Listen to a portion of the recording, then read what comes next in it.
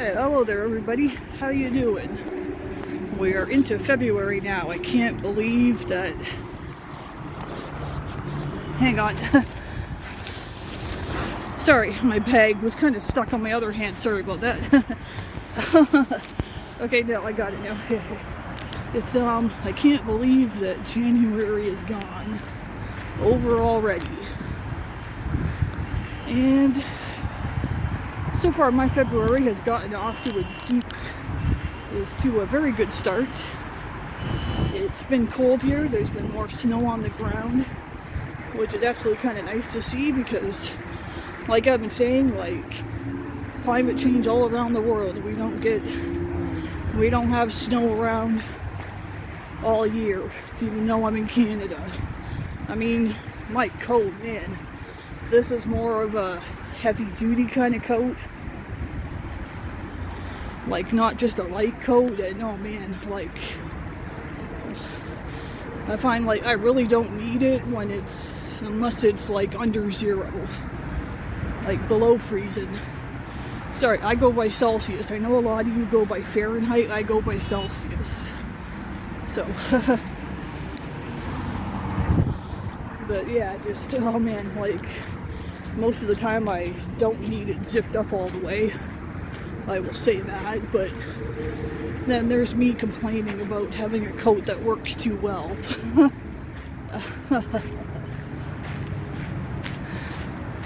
But yeah, we did have a deep freeze. We had a polar vortex go through last week. So we had a couple of days where, oh my goodness, it was like in the minus 20s, even with the wind chill. For those of you that go by Fahrenheit, I believe that would be like just well below 50 for cold. But we weren't the coldest. I saw a news article that New Hampshire actually had the coldest weather last week. They hit, including the wind chill, in Celsius, minus 77.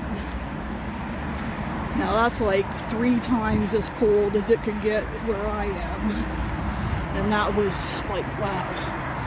And even New Hampshire, that was a rare event, but the way they got it, that would be classed as dangerously cold.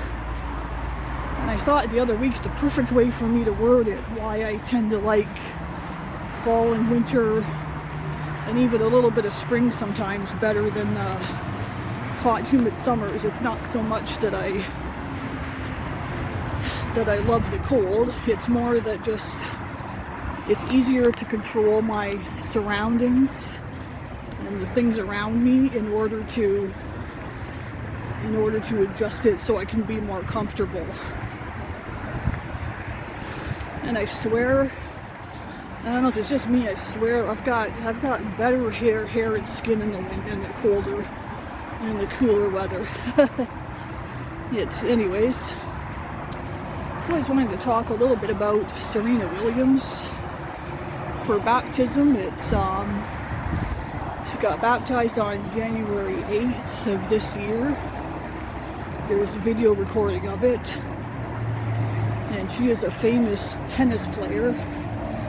She also has a sister who's a tennis player, Venus Williams.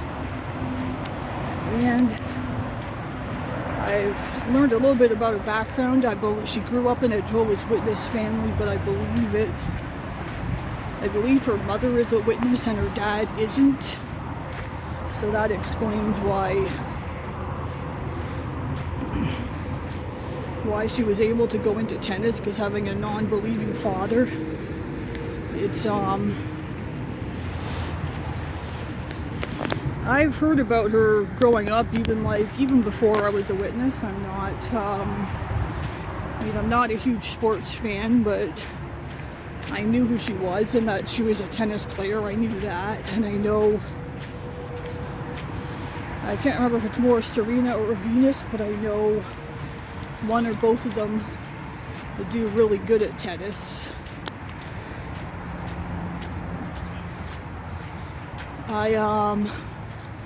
it wasn't until in my witness years that I found out that she was also a witness, or so I thought.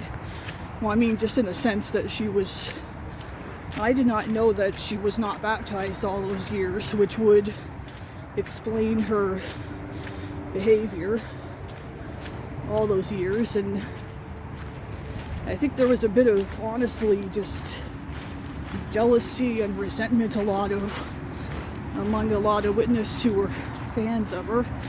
Just more of like, how come she can get away with doing all that and I can't? Because she's been in magazines, on cereal boxes, even just how she dressed sometimes is like, definitely can't dress like that as a witness.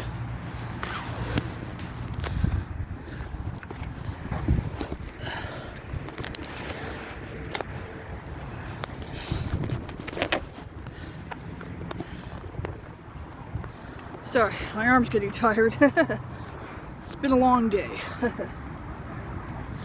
And so yeah, it's just now she's baptized. I've seen some videos on YouTube that her now becoming a witness, like she's lost her mind. I can see from an outsider's point of view, like, why would you go full into a cult like that? I mean, she even got with a guy before she was baptized as a witness, and has a kid now, and she officially retired from tennis in order to get baptized as a witness finally. She is well, another reason ultimately I'm glad I would have never gotten into professional sports. By the time you hit your 40s, it's time to retire for most of the sports. It's kind of sad, actually. So anyways, don't have too many thoughts on it. I don't know. She's never been a great example, to my honest opinion. I mean, this is just me, but I'm not gonna fully excuse or pardon her just because she wasn't baptized yet. There's a lot of things that she did that wasn't, well, then to top it all off, deciding that she wants to be baptized as a witness, just going into the lies and the control and the darkness, and now she's taken a kid into that too. I do have 2 children, and I am grateful. I did take them to the meetings when they were really young, and then I can't go into exactly why it had to stop. Well, I'll just say my kids don't live with me. It's not a result of anything horrible. No, it's not a result of anything criminal, so don't go thinking that kind of stuff. But just they're with family. I see them quite often. When they were first born, their first few years, they were with me. And I did take them to the meetings. I took my son up until he was 3, and then no longer, mainly because I was the only one who was a witness in my family. But I'm looking back, I hated it at the time, but only because I was still a witness. But nowadays, I'm glad that it ended. I'm glad I didn't continue to try to take them into the darkness and put them all under all that control and teach them lies. And I really do see it as forcing them to conform to a religion. It is, because in a lot of witness, you teach them the consequences. It's basically nothing but consequences and punishments if they don't decide to also join that religion. But then back to Serena Williams, like, I think one of the more laughable parts is that it's among the Jehovah's Witnesses that it's making bigger news than the 2 governing body members. Which, shouldn't 2 new governing body members be the biggest story? I mean, like, they're both, I thought they weren't supposed to add anymore.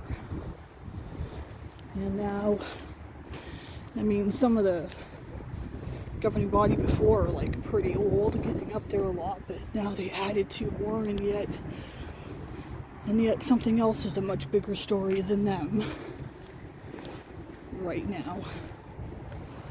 But just, I knew I had to put out a few thoughts. My other thought about Serena Williams becoming a Jehovah's Witness, I think, would just be thinking I think I just feel kind of sorry for her, to be honest. She thinks she's made the best decision she could have ever made, whereas, you know, she just doesn't really realize how blind she really is spiritually. She's being misled and lied to. I can only hope down the road that she might wake up and realize what's really going on. But then I'm happy for her too, because at least the way she grew up, it allowed her to see it allowed her to have a taste of both worlds, which I think a lot of JWs are resented, but it allowed her to experience what both worlds. I kind of had that too, because I didn't grow up as a witness. So at least she was able to have a nice, good, successful career in a sport. Like, gotta be proud of that. So anyways, yeah, those are my thoughts. Sorry about the screen really darkening up sometimes. I don't know why it's doing that. But anyway, so hope you guys all have a good week. Enjoy your week. And I'll talk to you guys in the next one. Please subscribe and like if you're enjoying my videos. I appreciate it. Thanks. Bye.